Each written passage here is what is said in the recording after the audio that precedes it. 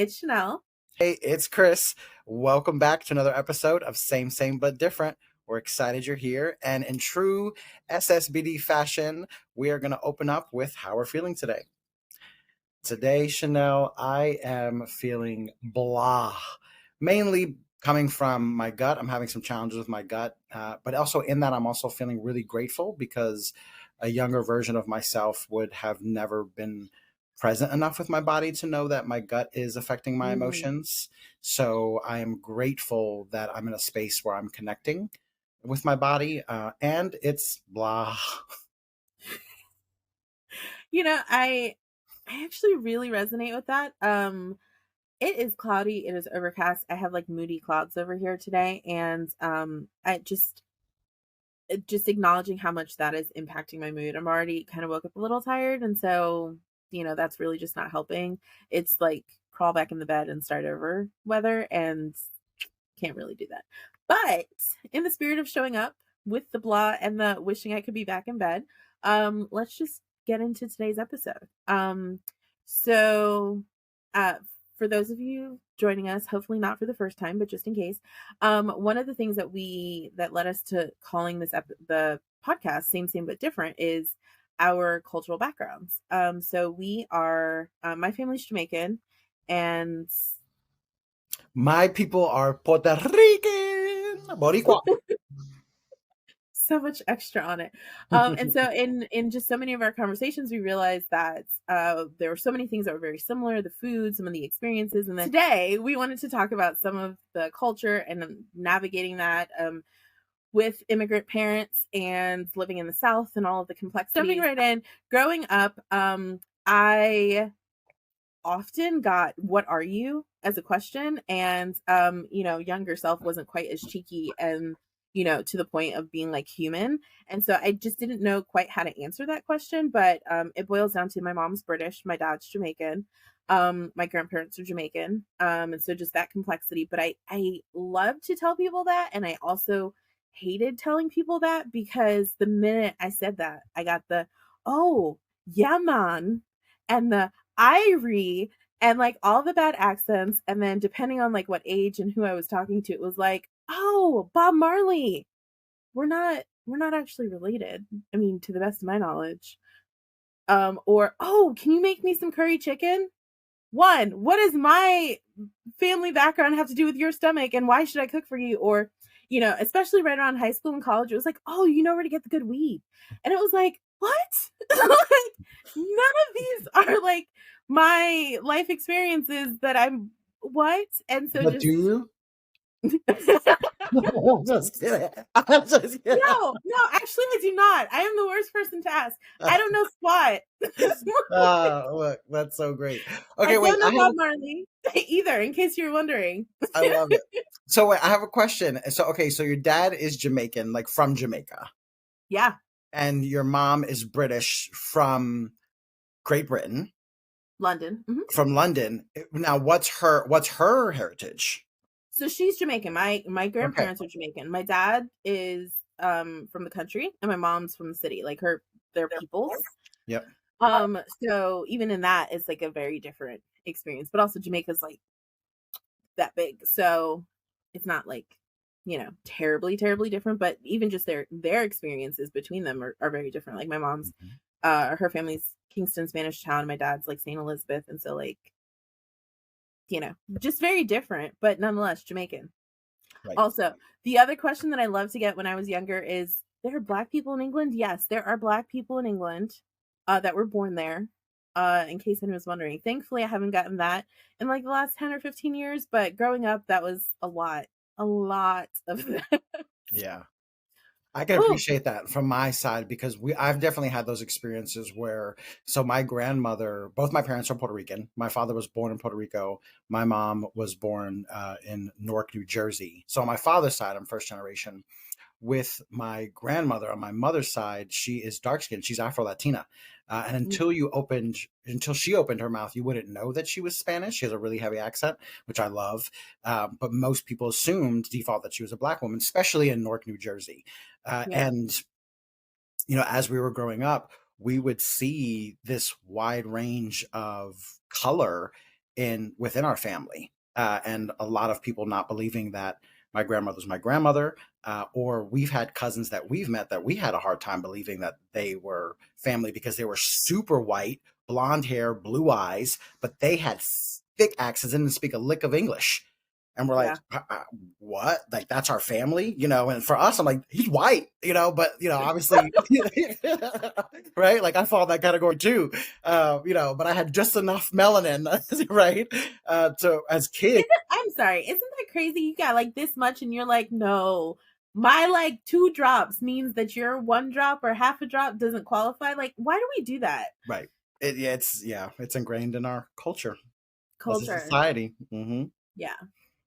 Yeah. I think it's just wild. I think what was hard for me, and even in what I imagine to be your experiences, I think it was just the challenge of not what people thought about like what it meant to be Jamaican, it's the sandals commercial. Forgot that one. Um, but like what was hard is that wasn't my reality. Those were not my people. Like those experiences were not the experiences that I was having. It didn't capture any of the like depth or love or Hmm. the things that I love about my family. Like it doesn't capture the fact that my grandmother never let you leave her house without food. It didn't matter what it was. You just need to leave with something, right? And like I loved for years she would make me, because my grandmother lived in New York before she passed. She'd make me saltfish fritters, and I realized that was the only time I ever ate them was when my grandmother made them. And there'd be these like magical little foil packets. So much so that I think one of the last trips I picked my mom up for work, picked my mom up before work coming back from my grandmother, and she like got out the car and handed me the foil packet for my grandmother that my grandmother had woken up at like literally the ass crack of dawn to make. And so I'm like eating saltfish fritters, like they're so room temperature at this point, but it just like felt like such love. And also thank God it was only like an hour long flight. But it doesn't capture that. It doesn't capture the fact that my grandmother always wanted to like support and take care of. Now she was spicy and had some personality, but like, you know, even just that, like the way that she loved you, like these half-hearted fleeting comments never capture that. It doesn't capture the fact that my dad can fix anything, like having worked 16,000 jobs, which feels very like Jamaican to have multiple jobs, but like he can fix anything under the sun. Like it is wild to me. Give him 5 minutes, like a coat hanger, a car engine, and you'll have like paradise. I don't even understand how this happens. Or like my mom, just the amazing, on the toes thinking, the creativity, the innovation, and I think some of the things just come from um, you know, island parents, but I think also, you know, we want to like poo poo on it, but I think to an extent, even poverty with it, Hmm. being a third world country, just the creativity, the level of skills that have been poured into me, like, for my parents, like both of my parents, so my mom way better than my dad, but like my dad can mend clothes and do whatever. Both of them cook, I wish they'd pass more of that on to me, but maybe I'll get it one day. I'm gonna get it one day. How about that?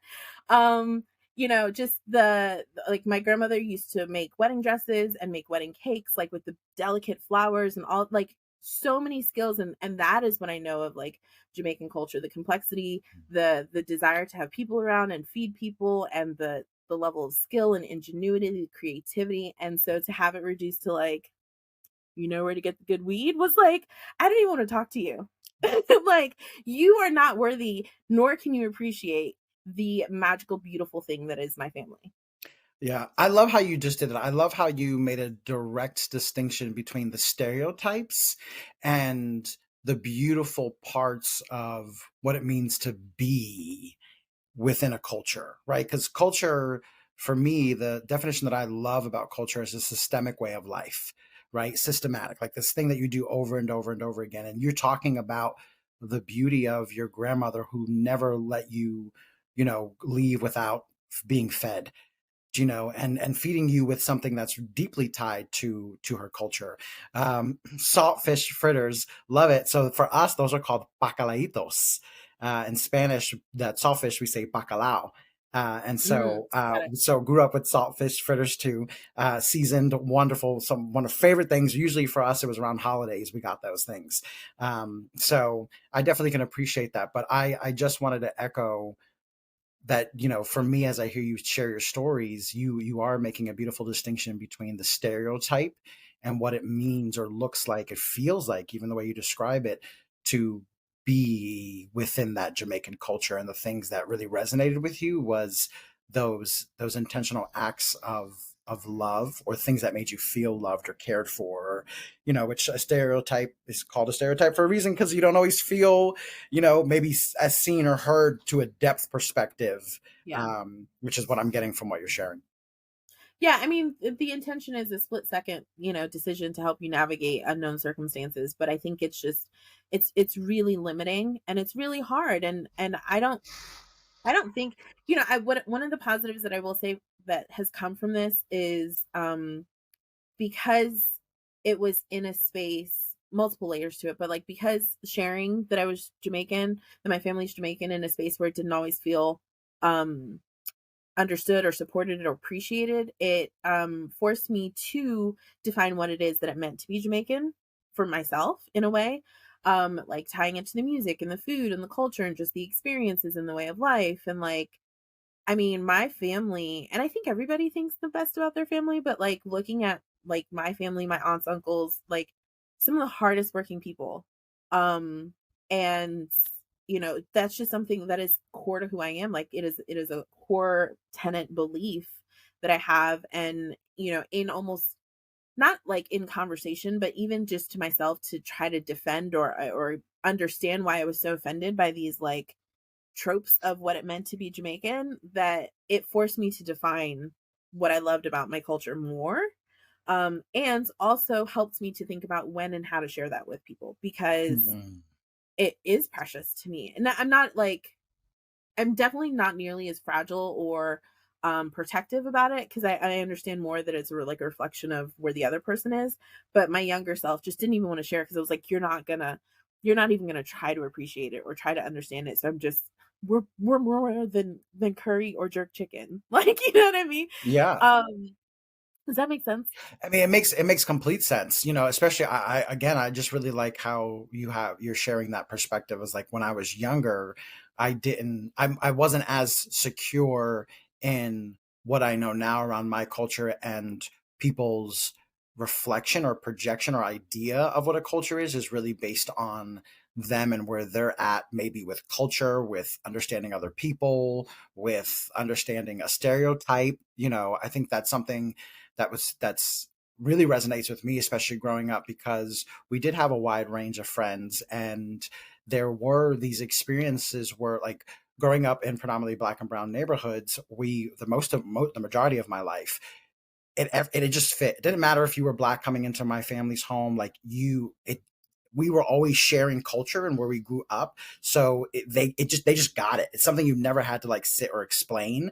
But when we moved, there was a part of our lives where we moved to this predominantly white town, and at this point we were teenagers, and then we were, on top of being new, we were very exotic for where we lived. And Yeah. a lot of Oof. people, right? Like, a lot of people, even just coming into our homes, a lot of, Caucasian people, who grew up in Caucasian culture, because they do have a culture. Uh, we were just so spicy and sexy, and our food and our music and the way we talked, and the how loud we were, how fast we talked, and it was almost kind of like being in a fishbowl at times.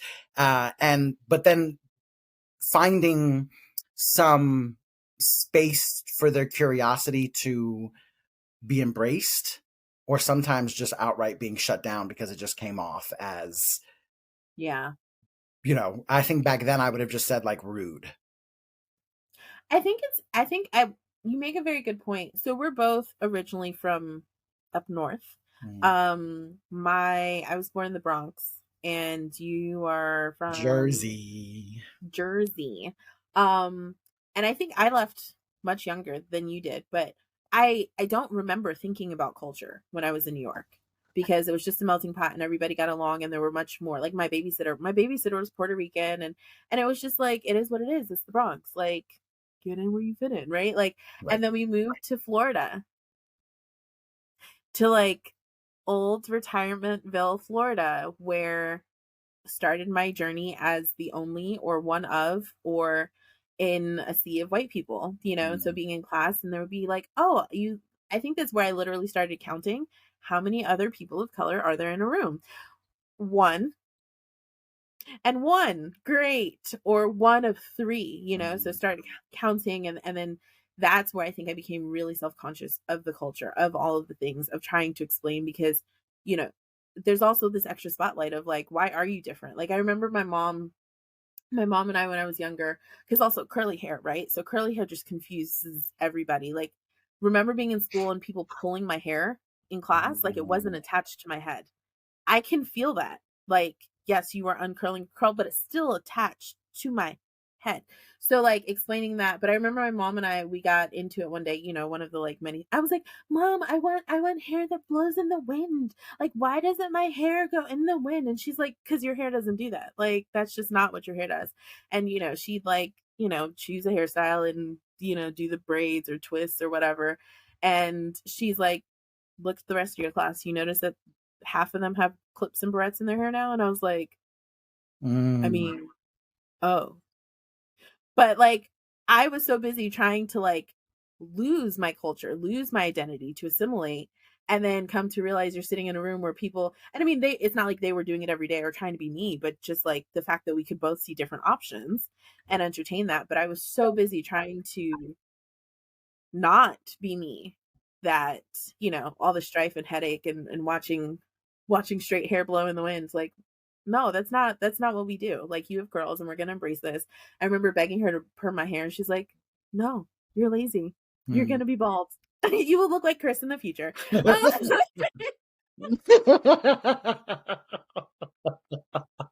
Meh. I'm sorry, I couldn't help it. I'm sorry.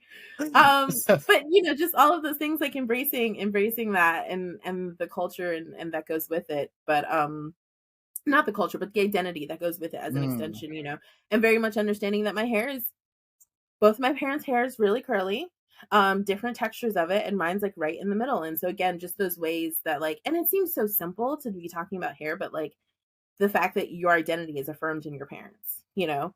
and in that experience, just yeah. It It really. moving to the South just changes everything about how you see yourself. Yeah, yeah. I mean, in layers, right? Because I have the memory of moving from, predominantly black and brown neighborhoods, and as a teenager, moving from those neighborhoods to a predominantly white neighborhood, and that was like a whole shift. And then it's moving to the South, which is a whole, just a different thing as a whole that I just was not prepared for. And one of the things that I've learned since moving here in the South is the distinction between culture and identity. So I love that you use those words interchangeably and then stopped yourself and said, I don't mean identity, I mean culture. Hmm. Will you talk a little bit more about that? I think identity is more so individual or Hmm. even like nuclear in family sense, whereas culture is more pervasive and bigger things for an identity of a group. And so I think there can be overlap. They're not necessarily mutually exclusive, but they're not interchangeable per se. And I think it is important I think as we are, especially as millennials, and I think this is a reoccurring conversation that I hear amongst this generation so much is like we are undoing so much of the trauma of previous generations is in forging your own identity so that you can separate from culture in a way that hopefully doesn't feel overwhelming or taxing or like this huge burden or like you're ruining tradition or culture in the process, but you get to carve out your own bits of your identity. Hopefully you're taking the time to figure out why, but they can be separate, but they don't have to be. I think I went in circles, but No, I think what you shared was beautifully, and I think the one thing that I like really want to focus on is the I in identity. To your point yeah. about it being individual, and culture is this collective thing. Again, it's a systemic way of life, right? And a system, right? And so systems have many parts. And when it comes to culture, the many parts of systems are the different things that you'll do, but also the fact that multiple people are doing these things at a time. So I just really like from what you shared, what I got was the I in identity. That Well, identity and is really individual. one of the interesting things that, Man, can I just tell you, when you meditate and you like really quiet your mind and like are open to receive things, the crazy places and times things will download. My mom and I went to Jamaica when I was in college years ago, and we had with my grandmother, some other family members, we had this driver, and we joke about this often. We take road trips, and we're singers in the car, performers in the car, actually, full on Okay. performance in the car. And our driver, very Jamaican, like Jamaican man, grew up on the island, whatever, and had zero rhythm. Zero. Like he I know, right? Like your mind is like blown, right? Yeah. He would like clap completely off beat, and it looked like he was trying to catch flies while he was talking. I was like, what are you doing? And when he was really into the song, because he's driving, so he'd have the one hand and just like this motion, like he was really into. I don't even know what that means, but I say the same. My mom and I mimic this now when we're really into songs, and in our performance, we'll just, like I don't like, if you try to pet an animal. I don't know what he was doing, but it occurred to me on one of our longer drives coming back to this. I was like, oh my god, I have even at times been ashamed because I didn't feel Jamaican enough Mm.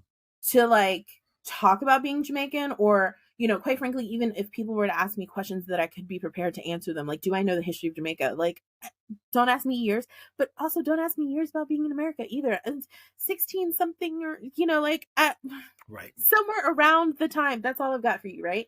That's not my jam. I'm not like, but I would almost feel ashamed of it. But it occurred to me in laughing about this man and his lack of rhythm that I was like, how dare I think about being Jamaican as a monolith?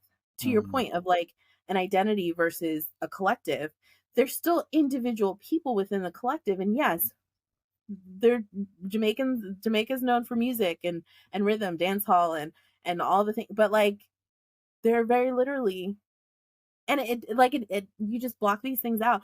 There is a story my cousin and I told when we were younger. I was like, there's two type of Jamaican men. No, yeah, two type of Jamaican men. There's the kind that can like dance, and then there's the kind that can only dance when there's a drink in their hand. Um, and it's really then more like an awkward two-step, but like the drink somehow empowers or anchors the dancing.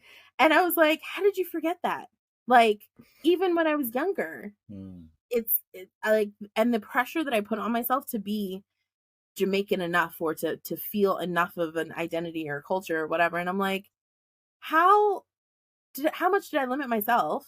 Because if you know this, I don't know if you know this about me. I'm working on it, but if I don't do a thing well, I tend to just not do it, or do it in secret until I get good at it. I'm getting over that. But for a very long time, if I wasn't good at something, I just wouldn't do it, Mm. which I know is like literally the antithesis of everything that we talk about in this podcast. But look, I'm growing and reforming, okay? Yeah. Dismantling one step at a time. But I wouldn't try it. And so I was like, yeah, I'm not going to talk about being Jamaican. I'm not going to embrace I'm just, that's what I got for you. But it's just like the craziest thing, because I'm like, not all Jamaican people are good at all Jamaican things. Like, that is the dumbest thing. That is the dumbest thing. Yeah. It's so interesting because I remember for me, it was, I mean, very similar, right? Like, how much did I know about the history of Puerto Rico? What our culture is rooted in as growing up. I didn't know much about that at all. And I would imagine that that's probably true for most people when it comes to their culture. And for me, how I communicated about my culture was inviting people in to come experience it because I didn't know how to communicate. And so it was like, well, just come over, and that's very true to the warm, hospitable nature of the historically it's known to be of my people, right? It's like, oh yeah, just come over. And people got a sense of our culture and we communicated it through the acts of like try our food, experience our music, dance with us, and then especially when we moved to this white neighborhood, there was so many things that made us unique, so there, that fishbowl effect, while it wasn't always pleasant, there was times where, it made me feel really special. Yeah. We approach that differently. Well, I mean, yeah, the essence of same, but different. I think even Yeah. like, right, when you talk about like dancing, I can't help but compare myself to other people in my family that I know. Like my father, he can really dance. He can really, especially Latin music and merengue and salsa, like he can move. And I'm like, where, how come I don't know that? I mean, my father was born in Puerto Rico, and he came to the States at a much younger age, but he also lost his parents at a much younger age. Yeah. But so much, of his life when he was younger, I mean, was just deep rooted at, where the home of our culture, like in Puerto Rico. And so it's interesting now when I look at the generations of in our family, I see the watering down, if you will. Right, I see more of the American culture that's Yeah. fused, and then of course with us, yeah, we're a little more Puerto Rican, but we're a lot less more Puerto Rican than our parents. And then my nieces and nephews that now, I'm like, I mean, they know they're Puerto Rican because we tell them they're Puerto Rican, not Oh, not because they're eating the food the way that we did when we grew up, or they're listening to the music the way that we grew up. It just, those things just aren't happening enough as it is, yeah. and Yeah. I mean, honestly, I didn't for the longest. Like living here and especially moving to Florida, which is that even the South? Like, but just I didn't know what to do with that, like how to define the culture. And and even now, if you notice, I'm very careful to say my family is Jamaican. Like I am Jamaican, but I don't try to overclaim it. I'm not gonna like while there are moments where I think in Potsdam, you're not gonna hear me do it mm, because it is bad. yeah. But like it's funny because there are times it's like an automatic response in my head, like the whole comment or phrase will come out in my head, and then I'm like, your delivery is going to ruin that. And so I just like retreat and abandon. But like, I think in the process of having the conversations and looking at the things more, it's allowed me, even to the extent that you just said, like, what does it mean for me to decide what I do get to take pride in, what it is I get to take pride in and what it is I get to know. Just because I don't know or feel super confident making certain dishes or something from scratch, or, it has allowed me to really think about it. One, just taking some power back. My grandmother passed 6 years ago, and I haven't had a saltfish fritter since. Wow. I know. But I also, again, until you think about it, she was the only person who I ate their saltfish fritters. And it's not to say that other people can't make them. I mean, of course, other people can make them, but it never occurred to me like that was a thing that I did with my grandmother. Right. And so when my grandmother died, it like died with my grandmother. And then it occurred to me, because I've been reading and nerding out so much about different cultures and different periods of time and history and all the books and things I've been reading. And I'm like, can you just do it? Like, could you look up a recipe? And I'm me, so I'm an over researcher. I looked up like 4 recipes and wanted to make sure they were the same, and then or similar enough, and then I tried it and I was like, it's not my grandmother's. Hmm. It's not. It never will be. But the number of times I thought about her eating them is insane, and I talked about it for like a week afterwards. And so it just really taught me, one, like, where can I take my power back instead of not feeling Jamaican enough? Where can I embrace the things or lean into the aspects of it that I really do appreciate, or that I outsource? Oh, okay, I found a Jamaican restaurant, so And the funny thing is, I will like wait till I find a good Jamaican restaurant, and it's probably not good enough because it talked mad crap. Like, why is the curry orange? Instead of like the right shade of, like, that is straight orange, not like turmeric. No, it is orange. I can't get down. I can't. I can be critical, but I didn't try. Right. I didn't try. I didn't make. I'm waiting for someone else to create this experience. I was like, what are you doing? If you can learn how to make an Alfredo from scratch, if you can teach yourself about other people's cultures and these other dishes, Yeah. Well, I think at what what are point, you yeah, doing? so much of what you're saying just brings up the question for me of like,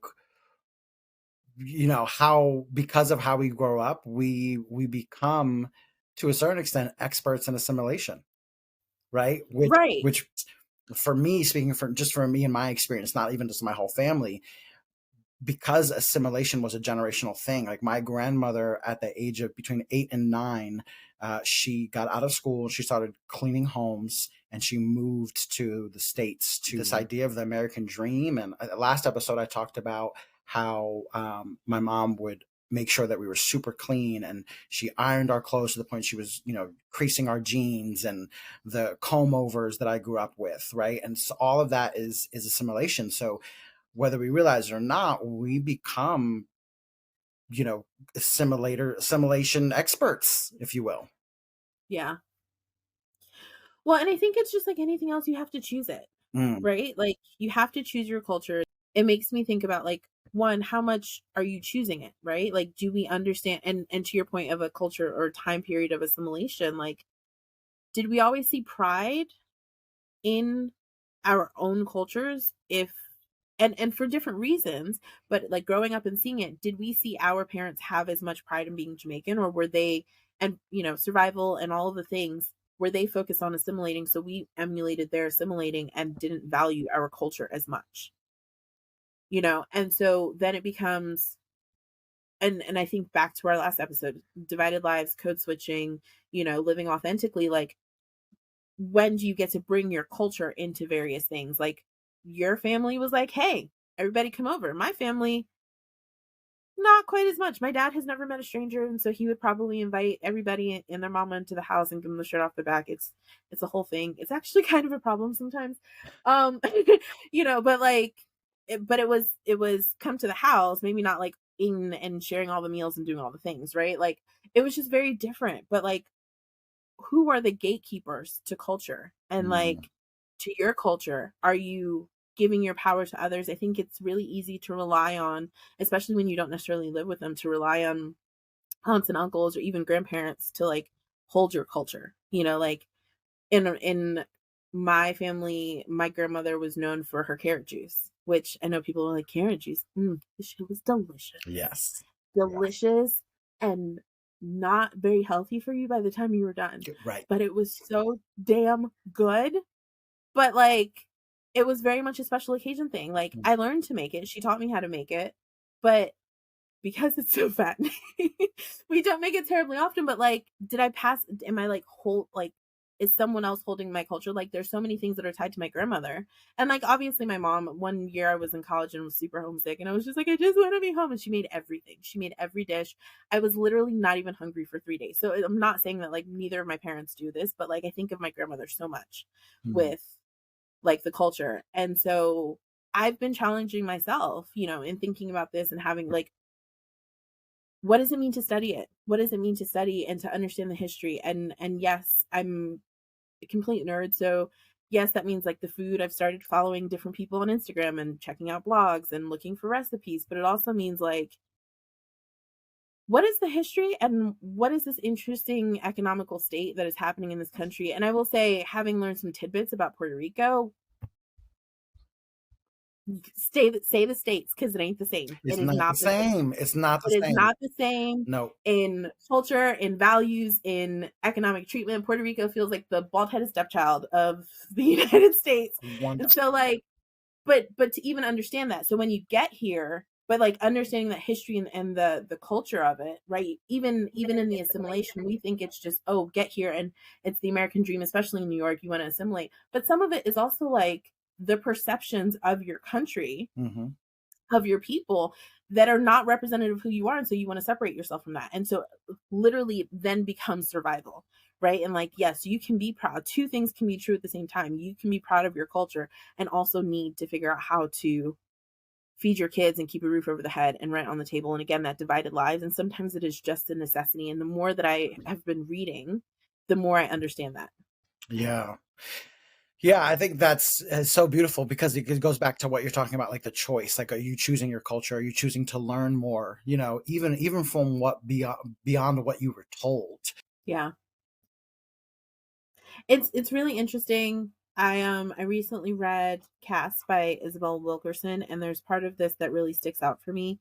Okay, one, all of it is a very good read, period. But when you talk about the racism, especially in it, and those moments that you have to like arrest and know, like, read a thing or hear a thing and be like, oh, they're talking about me. That's me. Mm, She talks about this one part in the book where basically foreigners that are black, in this white black, especially southern definition of it, will try to elevate themselves as foreigners to separate themselves from being like the American Black experience. So much so that like losing an accent or even like, tanning or whatever, sun being out in the sun or whatever, like those things that like help to distinguish you or your uniqueness, elevate you from, the caste system where Black people are at the bottom, is like an interesting tactic that Black people will often use, or minorities will use coming here. And I think to an extent you want to be proud of your culture, but also you get to this country and you realize how this country treats Black people, and you're like, oh, but I'm not that. I don't want to be associated with that. And so even for me, realizing that at times, especially in the pulling of the hair or the what are you and the, oh, you're biracial, and I'm like, no, my mama's Black. Like, there are Black people in England, I promise. Right. But she says she's from London. There are Black people in England, and so just realizing for myself the moments, and I haven't always done it, but like there have been some moments where I'm like, oh, my family's Jamaican.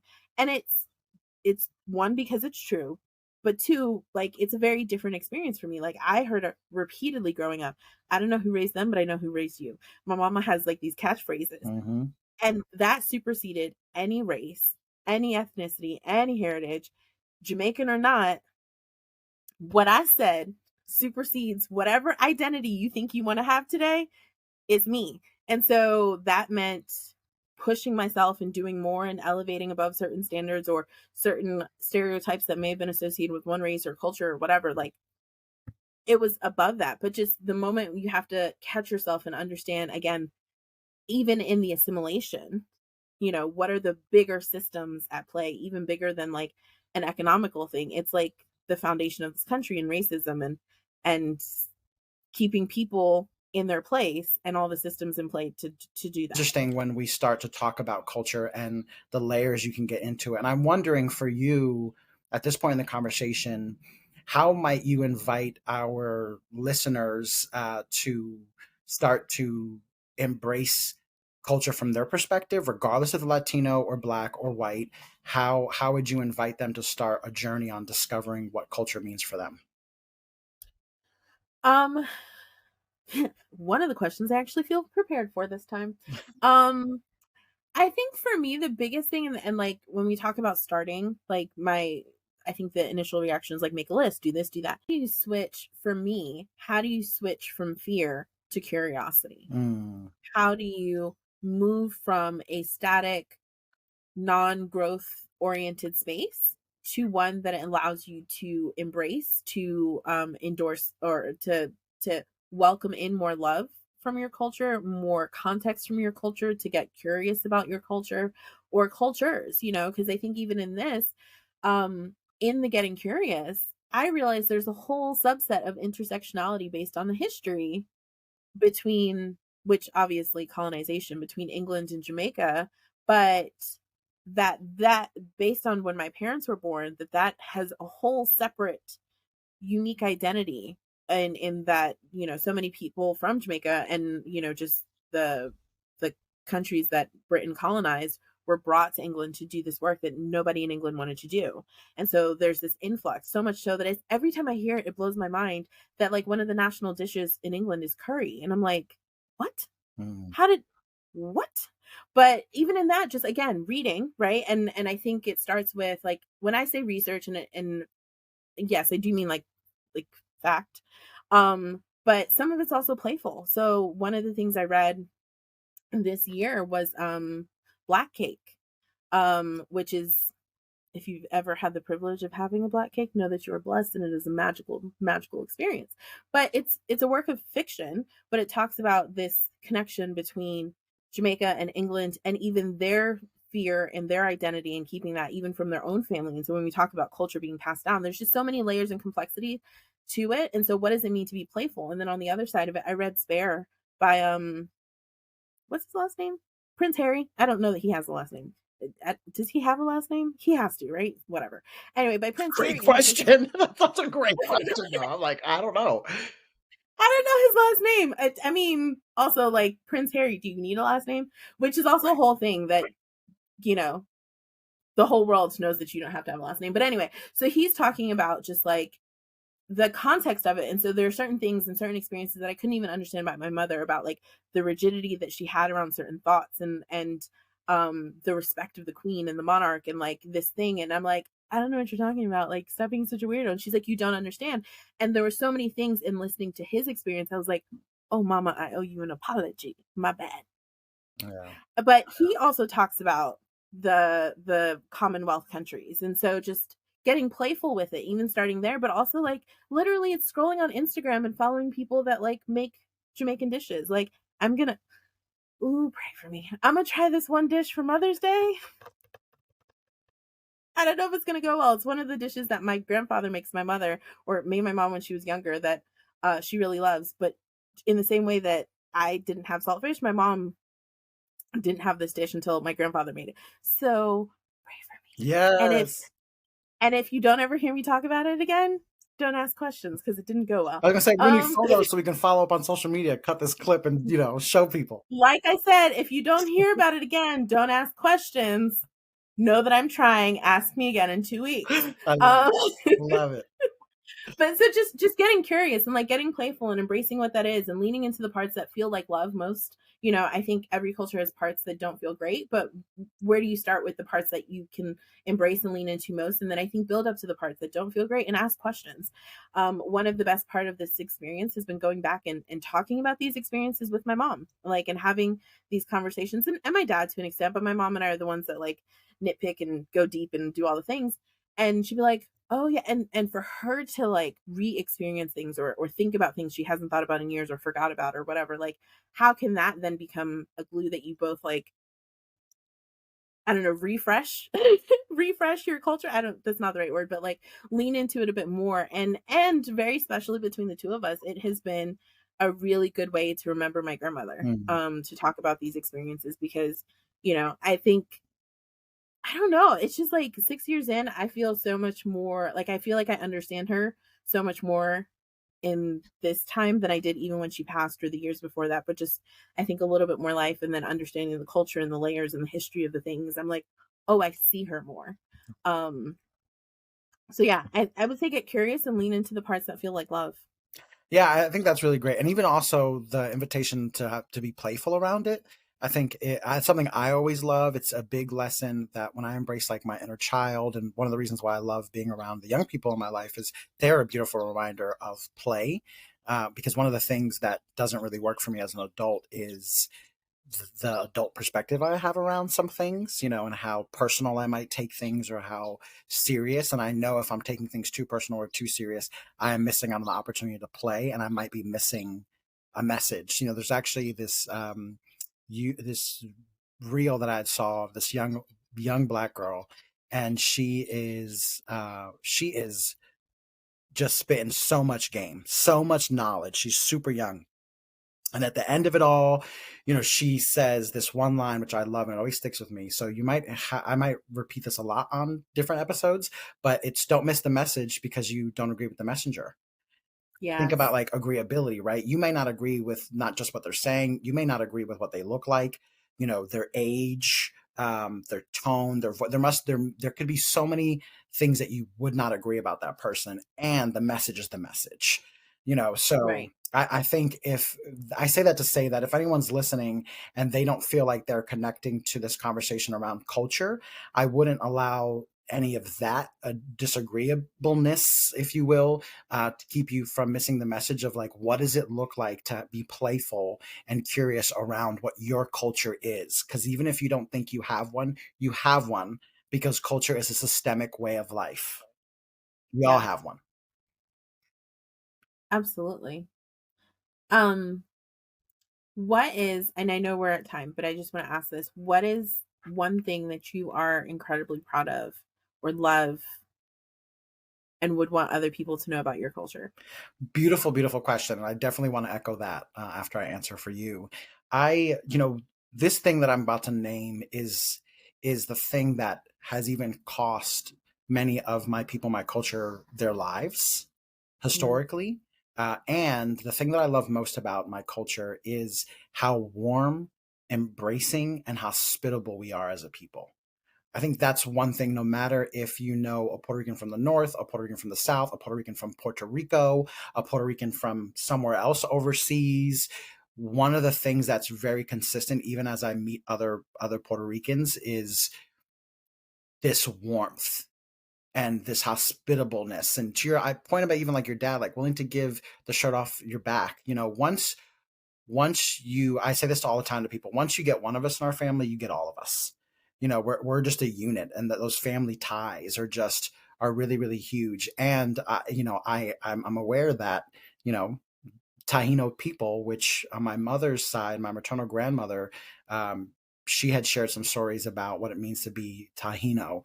Before, I mean, I didn't, most of my life, I didn't know that we were connected to Taino people. And those people were first discovered by Columbus before Native Americans were. And they were also the first people that Columbus conquered before Native Americans, and how they did it was they learned enough of us and they took advantage of the hospitableness and the warm inviting. So that's why I say that this has also cost our lives, but it's, even despite all of that, it is still something very beautiful and moving for me to experience within my culture. That was so well said. Thank you. That was so good. I will also say, having been to your house and met your parents, yes. And your brother, oh yes. I mean, I think I would say the same thing. But given what came up as you were talking was like flavor. Mm. Um, just, and I mean across the board. So whether that's like, and maybe flavor's not the best word, but like this unifying like essence of like Jamaicanness, like if you could bottle it, and it's in the food, it's in the layering of the spices, but it's in, like house parties, and even just like the way that everybody stands around, and the men with the one drink in the hand, like the dancing. It's in the playing dominoes, like I don't like, it's never just, oh, let me turn over a tile. It's boom, Right. and there's so much shit talking, and it's magical, and that is love, and there is this just resource, like there's just this consistent flavor and essence of the being, and like the showing up the same in all the spaces, whether it's the food or it's in the company or it's in the music. There's just this like dimension and flavor to it that I love it. Yeah. Oh yeah. Yeah. I get that. I totally get I think the flavor is a great one word and beautiful, like succinct way of describing the layers of that beyond even the food that shows up in Yeah. in different cultures. I will say I really love talking about culture with you, and I Yeah. don't know where I thought we would end up at the end of this, but I think it's really clear that we could talk for forever about this. Oh yeah. Especially the celebration of, which I appreciate being able to share with you after years of not feeling like I could always celebrate it or celebrate it wholeheartedly, even in my not knowing and the curiosity. So I appreciate the space to share that with you, and then of course anyone listening. And then I think I'll just say, like, please continue this conversation with us in the comments. Like, we're going to keep talking about it. You're going to see it show up. Thank you for joining us for this episode. It is a privilege to share our experiences and reflections with you. Our goal isn't to have you just agree with us. Our hope is that you'll be inspired to look within and consider some of the same questions and perspectives for yourself. We invite you to continue to curate a brave space for yourself, exploring and embracing your growth and celebrating your power, ownership, peace, and joy. Let's continue the conversation on Instagram and Facebook at ssbd.thepodcast. We look forward to connecting with you. Follow and share the podcast on all major platforms. And if you haven't already, please rate and review the podcast.